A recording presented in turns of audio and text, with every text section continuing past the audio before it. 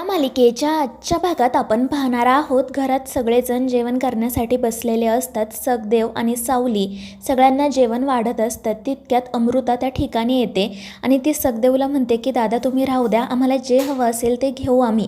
पण तितक्यात ऐश्वर्या म्हणते की वहिनी हे काय बोलताय तुम्ही, तो आपल्याकडे नोकर म्हणून कामाला आहे ना, मग त्याला त्याचं काम करू द्या की आता तुम्ही नोकरांना सुद्धा डोक्यावर बसवणार आहात. आणि ते ऐकून नील म्हणतो की ऐश्वर्या अगं वहिनींना तसं बोलायचं नव्हतं. परंतु तितक्यात राजकुमार म्हणतो की मला कळत नाही आहे तुम्ही दोघेजण या नोकरांची बाजू का घेताय.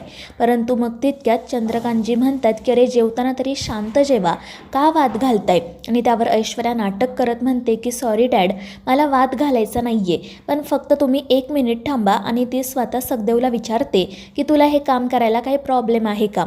त्यावर तो खाली मान घालून म्हणतो की नाही मॅडम, हे माझं काम आहे, मला करायलाच हवं. आणि ते ऐकून ऐश्वर्या लगेच अमृताला म्हणते की बघितलं ना, त्याला त्याचं काम करू द्या. आणि मग त्यामुळे अमृता शांत बसते.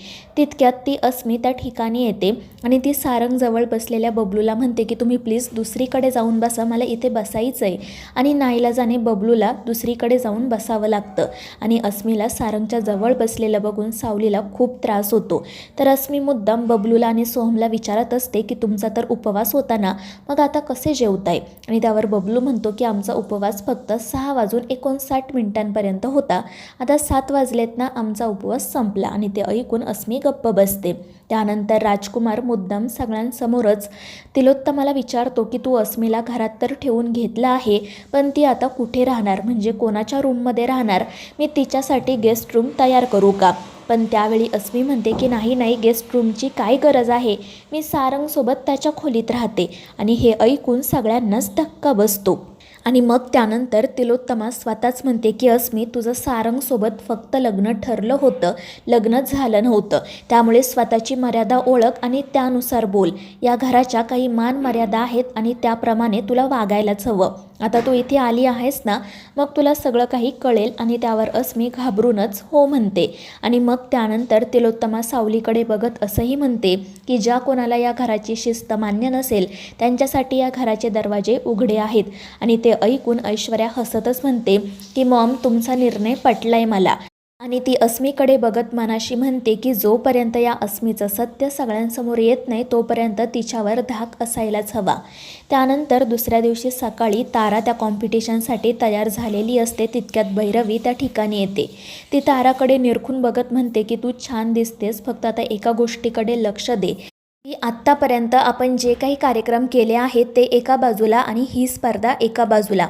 ही स्पर्धा आपल्यासाठी खूप महत्त्वाची आहे. जर ही स्पर्धा तू जिंकली तर तुला अनेक नव्या संधी मिळतील. आणि त्यावर तारासुद्धा हो म्हणते. पण मग ती विचारते की मॉम सगळं काही ठीक होईल ना, काही प्रॉब्लेम तर होणार नाही ना. आणि त्यावेळी भैरवी म्हणते की काळजी करू नको, मी सगळ्या ऑर्गनायझर्ससोबत बोलले आहे, आपल्याला कोणताही प्रॉब्लेम होणार नाही, ही स्पर्धा तू जिंकणार आहे. आणि ते ऐकून तारा खुश होते. दुसरीकडे सावलीसुद्धा त्या कॉम्पिटिशनमध्ये जाण्यासाठी निघालेली असते. तितक्यात सोहम आणि बबलू तिच्या जवळ येतात. ते दोघे तिला सांगतात की सावली वहिनी सारंगदादाने आम्हाला सांगितलंय की आम्हीसुद्धा तुझ्या सोबत जावं, तुला काय हवं नको ते आम्ही सगळं बघतो, तू काळजी करू नको. आणि त्यावर सावलीही आनंदाने हो म्हणते. तितक्यात सारंग स्वतः त्या ठिकाणी येतो. तो सावलीला स्पर्धेसाठी बेस्ट लक विश करतो. आणि मग तो तिला विचारतो की तुझा गजरा कुठे आहे. तर सावली म्हणते की कदाचित किचनमध्येच राहिला असेल. आणि मग तितक्यात सारंग त्याने स्वतः सावलीसाठी आणलेला गजरा तिच्या पुढे करतो. ते बघून सोहम आणि बबलू म्हणू लागतात की अरे दादा तू वहिनीसाठी गजरा घेऊन आला आहे ना, मग आता तू तिच्या केसांमध्ये तो गजरा माळसुद्धा. आणि त्यावर सारंगही आनंदाने हो म्हणतो. आणि मग तो स्वतः तो गजरा सावलीच्या केसांमध्ये माळतो. त्यामुळे सावलीला तर खूप आनंद होतो. पण हे सगळं ती अस्मीसुद्धा बघत असते आणि ती खूप चिडते. आणि मग त्यानंतर सोहम, बबलू आणि सावली त्या कॉम्पिटिशनच्या ठिकाणी जाण्यासाठी निघतात. दुसरीकडे भैरवी आणि तारा त्या ठिकाणी येऊन पोहोचलेले असतात. भैरवी ताराला एके ठिकाणी थांबायला सांगताना म्हणते इथे या लोकांनी सगळं कसं अरेंज केलं आहे ते मी एकदा जाऊन बघून येते. त्यावर तारा हो म्हणते. तितक्यात मग सावली, सोहम आणि बबलू त्या ठिकाणी येतात. सोहमला बघून तारा खूप खुश होते. तर सोहम तिच्याकडेच एकटक पाहत असतो. तो म्हणत असतो की तू उन्हातून आली असशील ना, तर मग प्लीज थोडं थंड पाणी पी. आणि त्यावर तारा हो म्हणते. पण तितक्यात भैरवी म्हणते की थांब तारा, अगं तू एक गायिका आहेस आणि गाण्याच्या आधी तू असं थंड पाणी पिऊ शकत नाही. आणि ते ऐकून सोहमला वाईट वाटतं. त्यानंतर भैरवी त्याला विचारते की तुम्ही दोघेजण इथे काय करताय. तर सोहम सांगतो की सारंगदादाने सावली वहिनीसोबत आम्हाला इथे पाठवलं आहे. आणि ते ऐकून भैरवीला आश्चर्य वाटतं.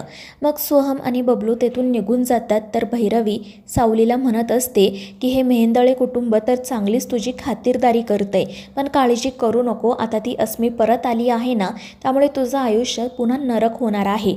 त्यामुळे आत्ता हे जे काही घडतंय ना त्याला अजिबात भुलून जाऊ नको. अगं तो सारंगसुद्धा त्या अस्मीपासून किती दिवस लांब राहणार आहे. एक ना एक दिवस तो देखील तिच्या जाळ्यात अडकेलच. आणि हे सगळं ऐकून सावलीला वाईट वाटतं. तर भैरवी तिला म्हणत असते की आता फक्त ना गाण्याकडे लक्ष दे, कारण हेच तुझं आयुष्य आहे. आणि त्यावर सावली खाली मान घालून हो म्हणते. दुसरीकडे सारंगची एक मीटिंग सुरू असते आणि तितक्यात ती अस्मी कॉफी घेऊन त्या ठिकाणी येते. आधी सारंगला असं वाटतं की सावलीच आहे, त्यामुळे तो म्हणतो की सावली तुला कसं कळलं मला कॉफी हवी होती ते. तर अस्मी म्हणते की अरे सारंग सावली नाही तर मी आहे. आणि अस्मीला पाहून सारंगचा चेहराच पडतो. त्यानंतर मग अस्मी त्याला कॉफी देते आणि काय काम करतोयस हे विचारते, पण तो काही उत्तर देत नाही. त्यामुळे ती तेथून जाण्यासाठी निघते. पण जाता जाता ती पाय मुरगळल्याचं नाटक करतेच. आणि त्यामुळे सारंग तिला विचारतो की काय झालंय, जास्त त्रास होतोय का. तर अस्मी म्हणते की हो, आणि ती उठताही येत नाही असं सारंगला दाखवते. त्यामुळे सारंग तिला हात देत उठवतो आणि बेडवर बसायला सांगतो. आणि मग तो मलम घेऊन येतो. अस्मीला असं वाटतं की सारंग आता स्वतः तिच्या पायाला मलम लावून देईल, परंतु सारंग तसं काही करत नाही. तो ते मलम अस्मीकडे देतो आणि तिला म्हणतो की तुला त्रास होत असेल तर हे लाव तू. आणि तो तेथून निघून जातो. आणि त्यामुळे अस्मी चिडते. ती म्हणत असते की त्या सावलीने अशी काय जादू केली आहे याच्यावर काय माहिती, हा तर माझ्याकडे बघतसुद्धा नाही. दुसरीकडे भैरवी सावलीला एका सिक्रेट रूममध्ये घेऊन जाते. ती सावलीला सांगत असते की जोपर्यंत ही कॉम्पिटिशन संपत नाही तोपर्यंत हीच तुझी सिक्रेट रूम आहे. नेहमीप्रमाणे तारा माईकवर 2 वेळा टॅप करेल आणि मगच तू गायला सुरुवात करायची. आणि एक गोष्ट लक्षात ठेव, कोणतीही चूक होता कामा नये, नाहीतर तुला मोठ्या परिणामांना सामोरं जावं लागेल. आणि त्यावर सावली हो म्हणते आणि मग भैरवी तेथून बाहेर पडते. त्यानंतर मग ती ऑर्गनायझर्सला जाऊन भेटते. ती त्यांना सांगत असते की सगळं काही ठरल्याप्रमाणेच होणार आहे ना, ही कॉम्पिटिशन माझी तारा जिंकणार आहे ना. आणि त्यावर ते सांगतात की मॅडम तुम्ही काही काळजी करू नका, सगळं काही ठरल्याप्रमाणेच होणार आहे आणि कॉम्पिटिशन तुमची मुलगी जिंकणार आहे. तर भैरवी विचारते की मग आता सगळं काही ठरले तर कॉम्पिटिशनला सुरुवात का होत नाही आहे. त्यावर तो माणूस सांगतो की एक परीक्षक येणार आहेत, त्यांचीच आम्ही वाट बघतोय, पण तुम्ही काळजी करू नका, आपण त्यांनाही पैसे देऊ आणि ते सुद्धा मग आपल्या बाजूने येतील. आणि हे ऐकून भैरवी हसतच म्हणते की त्याची तुम्ही काळजी करू नका, जितक्या परीक्षकांना यायचं आहे येऊ द्या, त्यांना विकत घेण्याची हिंमत ही भैरवी वजे ठेवते. आणि त्यावर तो ऑर्गनायझरसुद्धा हसतच हो म्हणतो. आणि मग तितक्यात ते तिसरे परीक्षक त्या ठिकाणी येतात. आणि ते तिसरे परीक्षक दुसरे तिसरे कोणीही नसून जगन्नाथजी असतात. आणि त्यांना बघून भैरवीच्या पायाखालची तर जमीनच सरकते. तर जगन्नाथ हसतच तिला नमस्कार करतो. भैरवी मात्र खूप घाबरलेली असते. तर दुसरीकडे सावली टेबलसमोर विठ्ठलाची मूर्ती ठेवते आणि ती विठ्ठलाचा आशीर्वाद घेऊन स्पर्धेला सुरुवात करते. तर मित्रांनो, या मालिकेच्या पुढील भागांच्या अपडेटसाठी आपल्या चॅनेलला सबस्क्राईब करा.